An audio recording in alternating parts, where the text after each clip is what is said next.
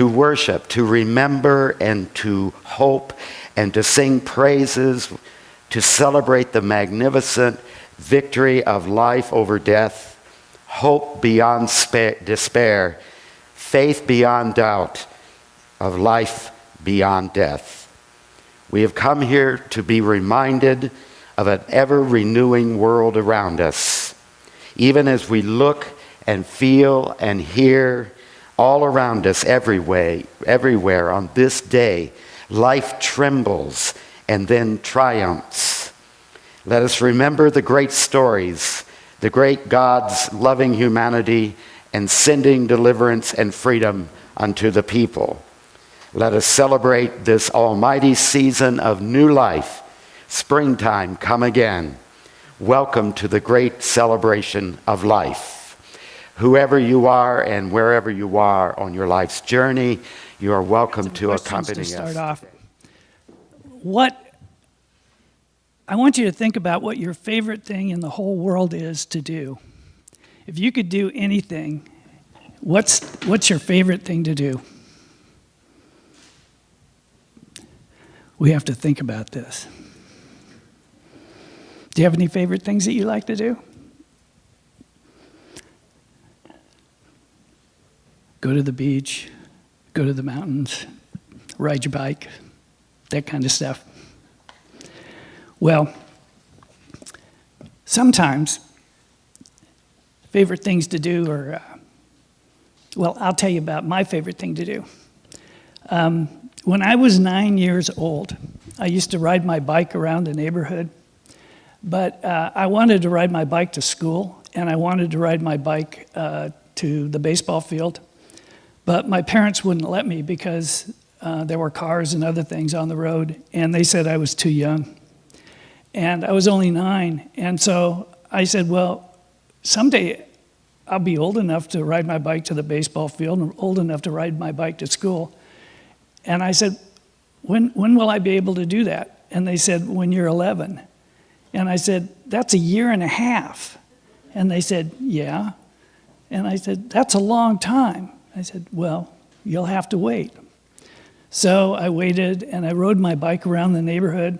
And other kids that were 9 years old or 10 years old, they were riding their bikes to school, or they were riding their bikes to the baseball field. But they didn't live near a busy street like we did at my house. So, but I really wanted the freedom that other kids had. And that was what was really important. It wasn't just so much about riding my bike to school. If I could take my bike further than places I could walk, it meant freedom. I wouldn't have to depend on my parents or somebody to drive me there. But I finally turned 11, and I did ride my bike to school and to the baseball field and my friend's house and everywhere else. I liked riding my bike, but it was the freedom to go wherever I wanted, whenever I wanted, without having to depend on my parents or somebody else driving me there. Today, the adults are going to talk about passion, and passion it's a word that has a number of different meanings, but here's one for you. Passion is about something you really want to do or that you really like to do, and not only is it something that you really want to do or you really like to do, but it's something that's really important for you to do as well.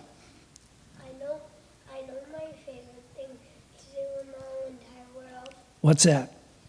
Play with my friends. Play with your friends is the most important thing. And ride my bike. And ride your bike? Exactly.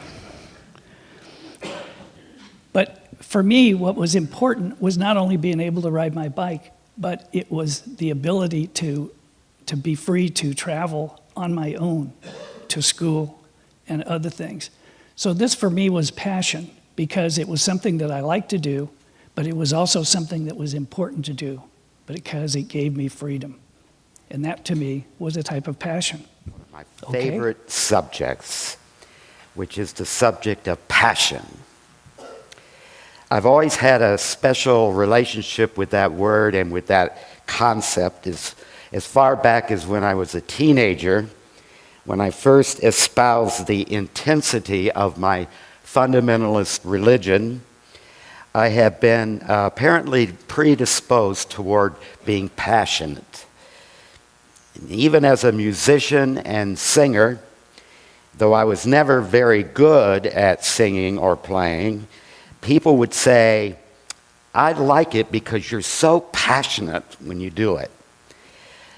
Even now, as a minister, I have been both praised and criticized in this way, in the way that I preach and in the way I play the piano and sing. Some people find this refreshing, especially compared to a more traditional Unitarian way of restraint and calm. Others find it simply over the top and even offensive at times. And I confess that I actually agree with both of these critiques. Sometimes I'm proud of myself for my passion, and sometimes I'm actually embarrassed by it.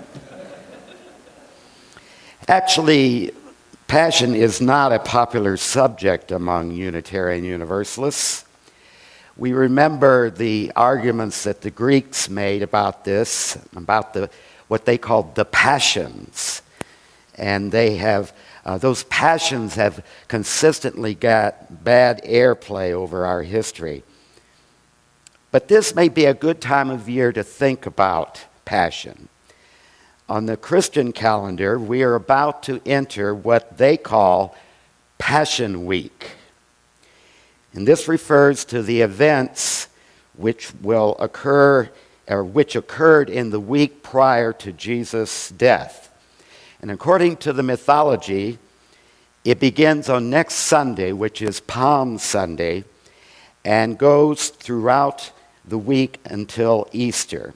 That is the Passion Week.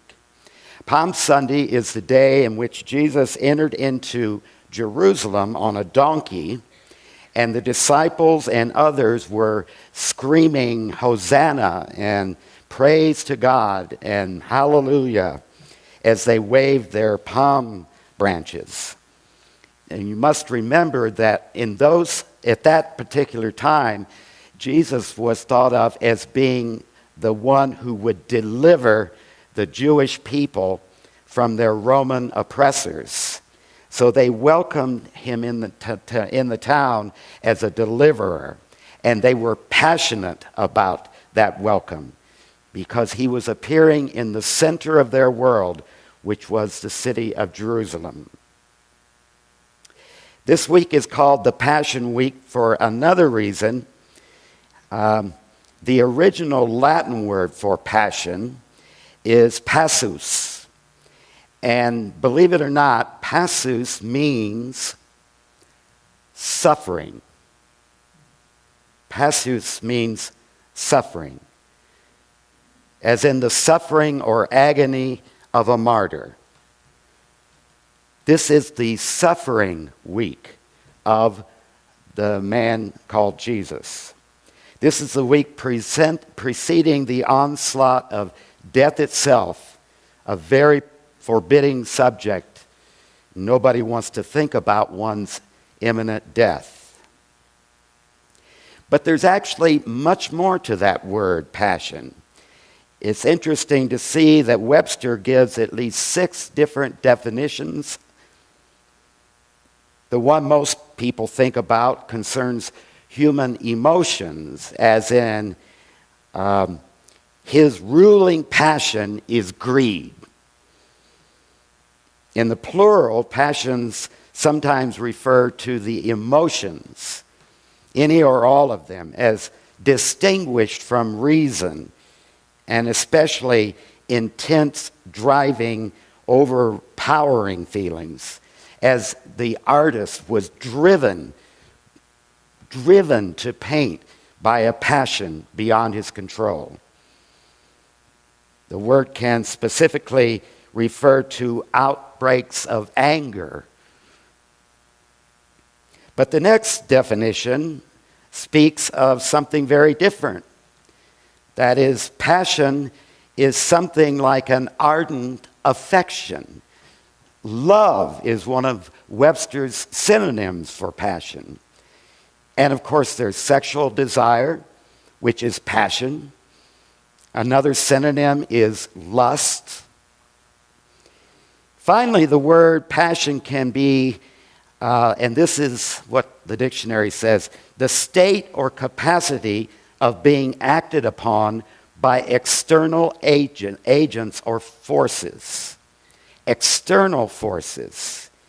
In this way, of course, the word is related to the word passive and even the word patient, as those forces are working from outside of us and then on to us.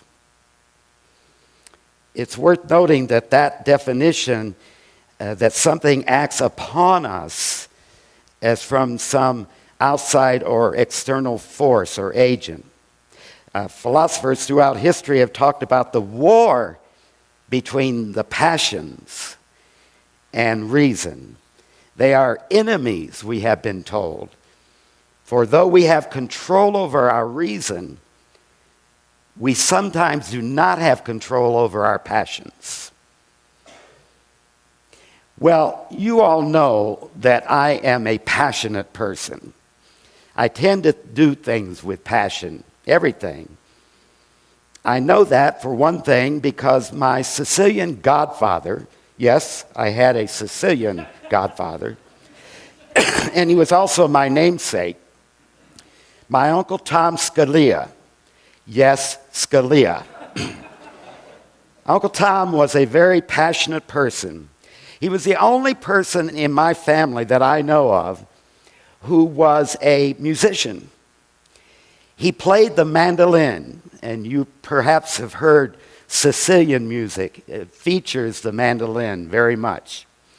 And just like me, he was not very accomplished technically, but he could inspire people by the way he played, because he played with passion. And when you listen to him, and I remember listening to him at the Italian American Club in Chattanooga, Tennessee, when I was 4 or 5 years old, and it was actually kind of scary how passionate he was. He would attack the mandolin and play, and everybody was just kind of in awe of this.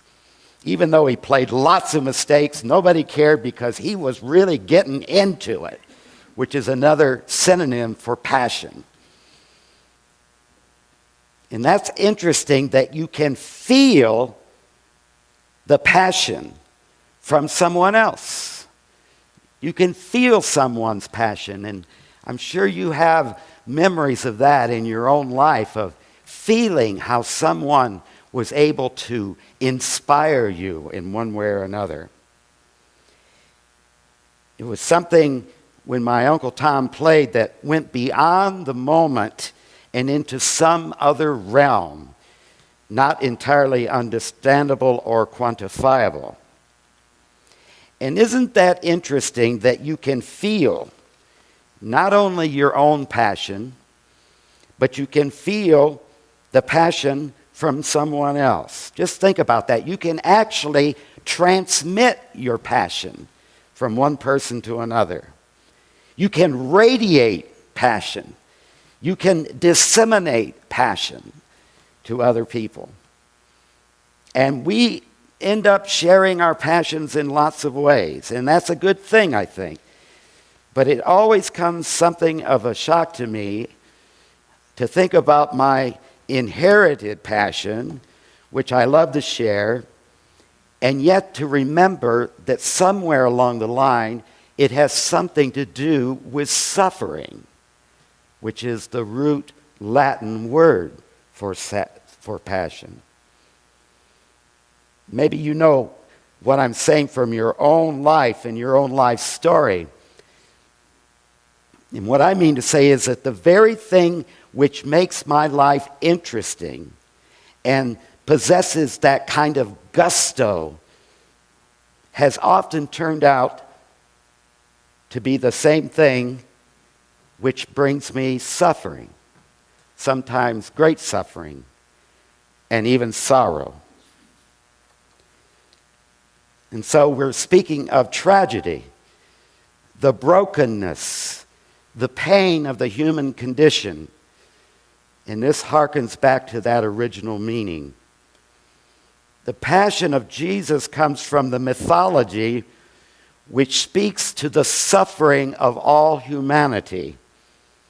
And as we come face to face with our own mortality and begin the agonizing process of coming to terms with it, this is a shared vision for all humanity.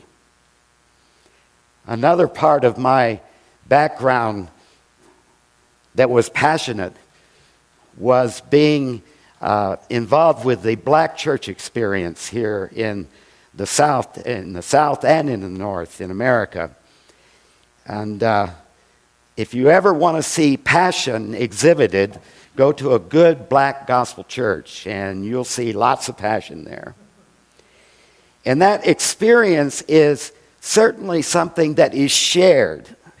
And that's part of the reason it happens, is that people are sharing their passion about their belief and their theology about who they think Jesus was and who they think God was.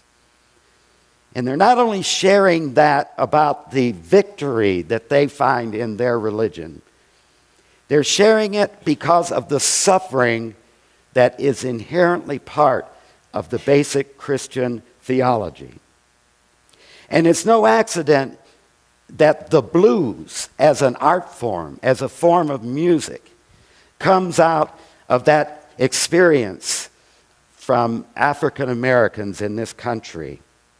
They sing the blues. And if you go to a good gospel church, you'll hear people singing the blues, of all things. They'll be talking about things that are going wrong in their life. There's a song that says, "Trials hot on every hand, and we cannot understand all the ways that he will lead us to that bright and promised land.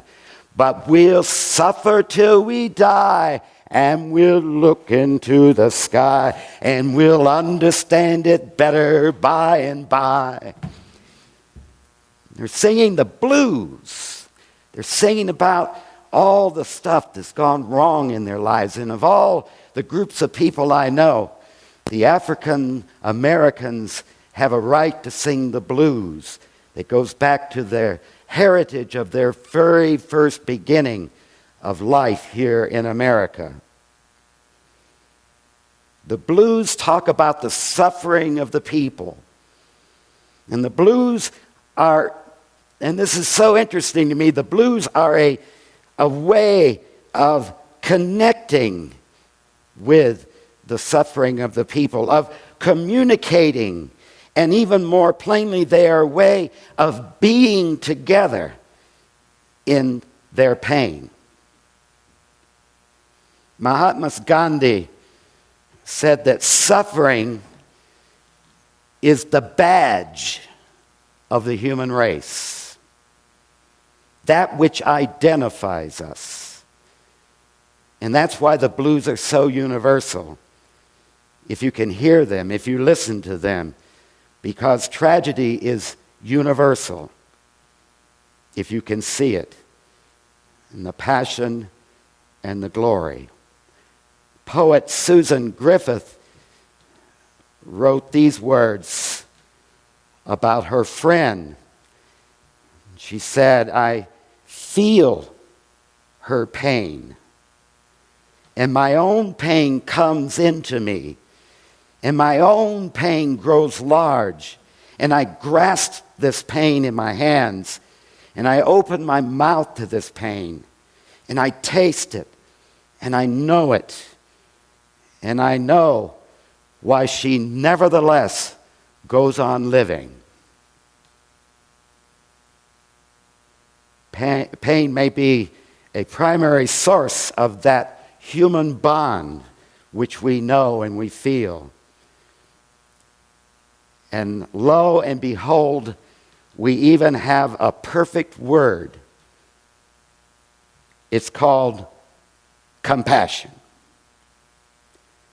which means with passion, or I might say with suffering, or suffering with. So it is that this is a pathway between us, the way that we truly know one another, and that the way we truly know ourselves. For when we are compassionate with someone, we are feeling their pain, and we are taking their pain as our own. We are sharing our passion. Part of the training that one receives in seminary is working as a chaplain in a hospital. And I did that for 3 months at a county hospital right up in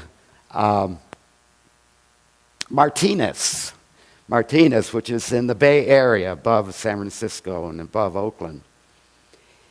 I worked in the B ward, the medical ward, and every day I saw people come and go in that place.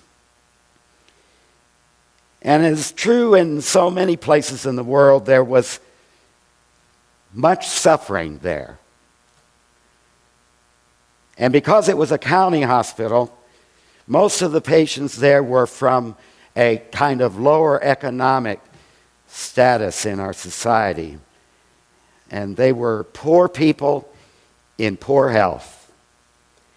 And it was my job to be a minister to these people. My experience there was very important for me. In fact, it ended up being the most significant aspect of my seminary training. For it was there that I was forced to feel the reality of the world on so many levels. I was forced to look at the human condition and try to find a way to deal with it as a minister, meeting people together in their pain. Much of my time there, I wrestled with all of this, and especially with the meaning itself of ministry. What is ministry all about? How can I, a Unitarian Universalist minister, often unsure about God and the universe and everything else, how can I help people who are in real pain, not abstract pain, not from some intellectual distance, but right here and now, people who are suffering? How can I meet that suffering as a minister? Unlike some of my more conservative fundamentalist colleagues, I couldn't say to people who are suffering, don't worry, everything will be okay, because God will take care of everything. Just pray and believe, and this suffering will go away. I remember many moments during my stay there that I would get angry when people would tell me this. I would get angry with the very possibility that there is such a God, such a genuine divinity who would allow this kind of anguish. And it was in these moments that I feverishly sought the truer meaning of ministry. Jeff came into B ward on Monday with a bad cold that wouldn't go away. I spoke with him only briefly that day. He was very uncomfortable. He was a young man, about 27. He was a rancher and a cowboy of all things when he was out in the world. But now he was in the hospital and he was very sick. The second day he told me that the doctors had concluded that his cold was actually an advanced case of double pneumonia. And he admitted that he was very scared. As he told his story, I got scared too. For a 27-year-old man with pneumonia in those days was not good news. On the third day, he was silent when I entered the room. And his eyes were open staring at the ceiling. And I sat beside him for a while before a word was spoken. Somehow, and I don't know how this happened since no one had informed me and I had not considered it, but in our silence together, I knew that he had been diagnosed with AIDS. In those days, AIDS was a death warrant. We sat still, and finally he said slowly, "Well, I have it." They came in here a little while ago, and they told me I've got it. And with that, tears ran down his face, uncontrolled, just like uncontrolled passion, a force from outside, a condition of being acted upon. And in that eternal moment, I tried to collect all the things that a minister should know, what to do and what to say, how to act, and none of it came to me. All I could do was cry along with him. Words wouldn't come to me. I couldn't offer any calming or soothing words to him. All I could do was to hold his hand and weep right along with him.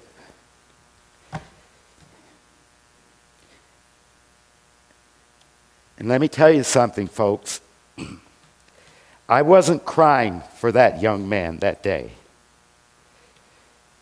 No, I was crying for me, because I was scared, and I was angry, and I was guilty, and I was regretful, and I was terrified.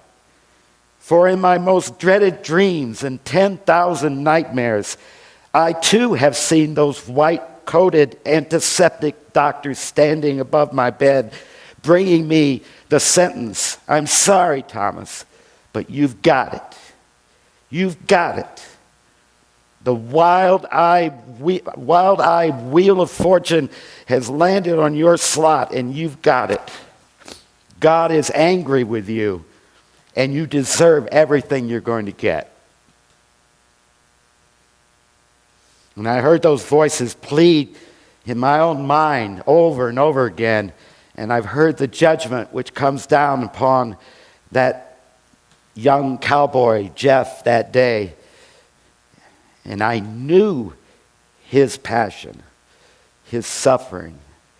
He was my minister then, for we were together. Our moment together existed in all the fullness and realness that can possibly be. We held hands together, we cried together, furiously seeking to shut the outrageous fury of a hostile universe. We were together. We were. And that's all that happened. That's all.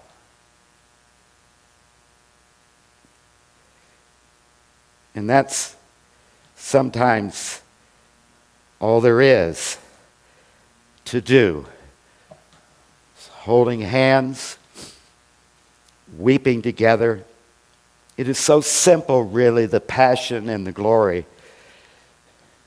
Sometimes it is really necessary to run into a burning house to rescue a child.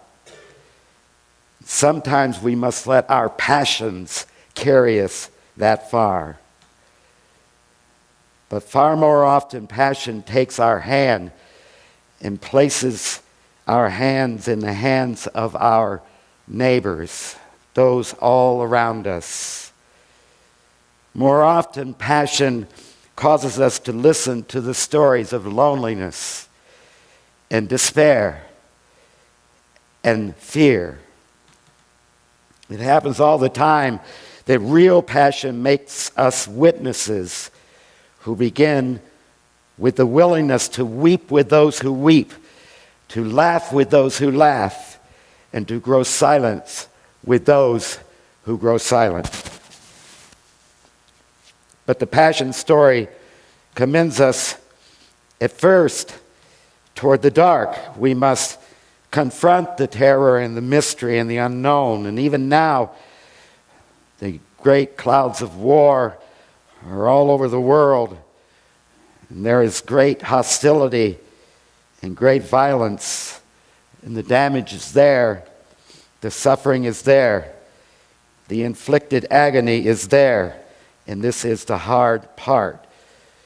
The passion and the glory is, well, those two things are irretrievably integrated with one another. The passion is the human. It is what we are. It's our badge, as Gandhi said. And the passion also means other things, our emotions, strong drives, sexual meanings attached. And I say that is all true and right. And all of this is part of a concept we speak of an essential humanity, which we all know and which we all live.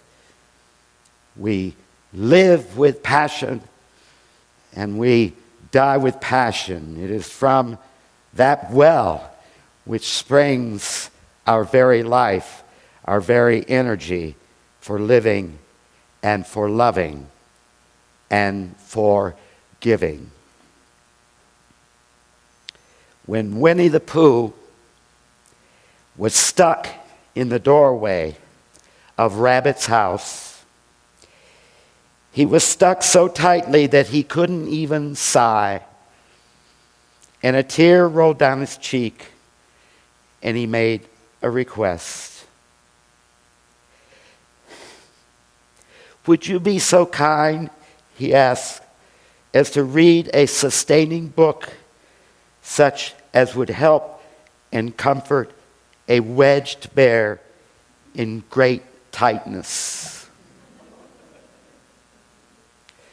Pooh was not asking for explanations or confrontations. He was asking for something like empathy, something like shared passion, which might bring sustenance and hope.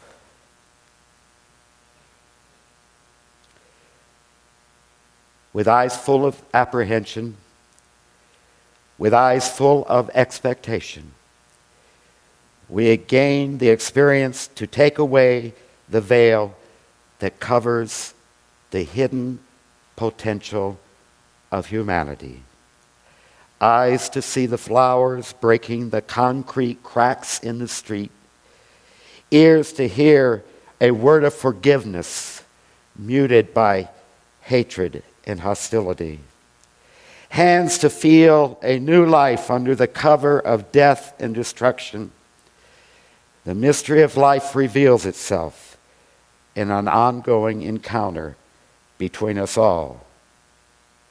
For ours is the kingdom and the passion and the glory forever and ever, world without end. Amen.